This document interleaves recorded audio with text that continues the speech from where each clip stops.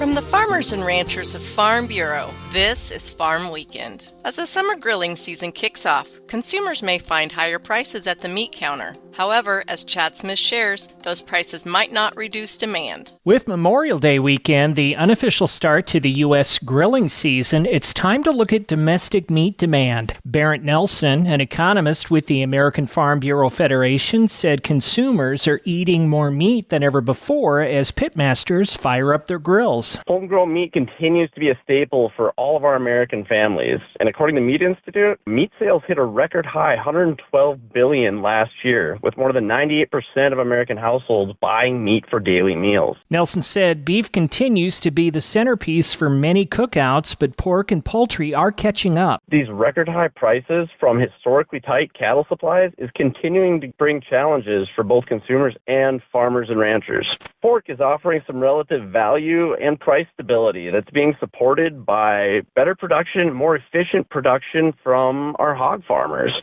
Chicken stands out as the most accessible protein option. He said shoppers heading to the grocery store can still stretch their food dollars when buying meat for their grills. Retailers and grocery stores generally increase sales and specials as holidays get closer, and this can be a really good way to save money. Learn more on the Market Intel page at fb.org. Chad Smith, Washington.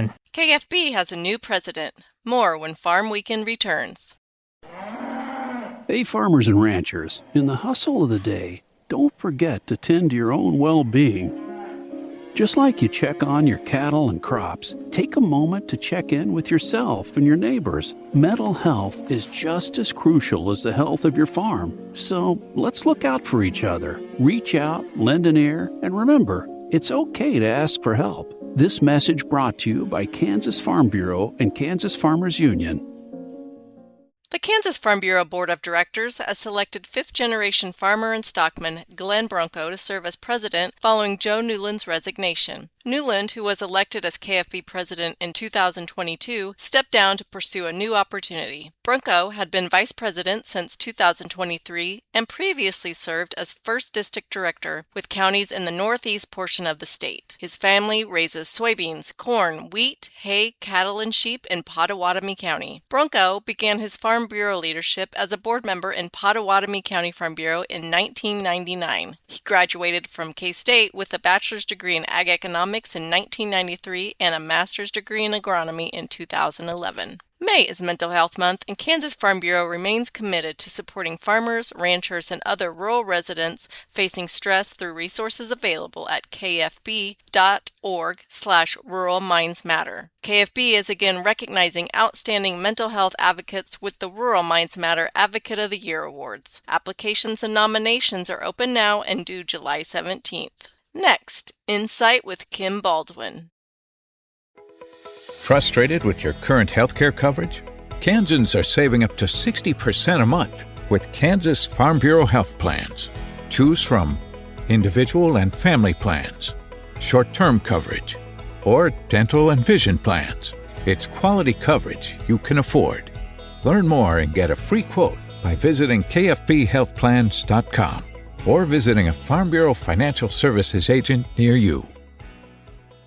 Now, Insight with Kim Baldwin. Another school year has wrapped up for my children, and summer on the farm has officially begun. My husband and I saw major growth in both of our kids this year, personally, academically, and athletically. It was a fantastic school year for both children, and I'm thankful that my husband and I were able to see and experience so much of it together with them, even though that wasn't what we had planned for at the start of the school year. We had not planned for my husband to attend the majority of my son's football games this year, given our typical fall farming demand and schedule. Instead, we had planned for his presence during winter events, when the farming schedule is generally calmer. But because of an incredibly wet fall, my husband got to sit in the bleachers of every home game and all but one of the away games this fall. Following a winter of attending a lot of basketball games, my husband and I again prepared for a typical spring farming schedule that would prevent my husband from attending the majority of our kids' activities. However, now a lack of rain has allowed my husband to attend every single track and field meet this spring. An unusual year of weather gave my family the precious gift of presents we didn't plan for. Join us next weekend for another edition of Farm Weekend from Kansas Farm Bureau, the voice of agriculture.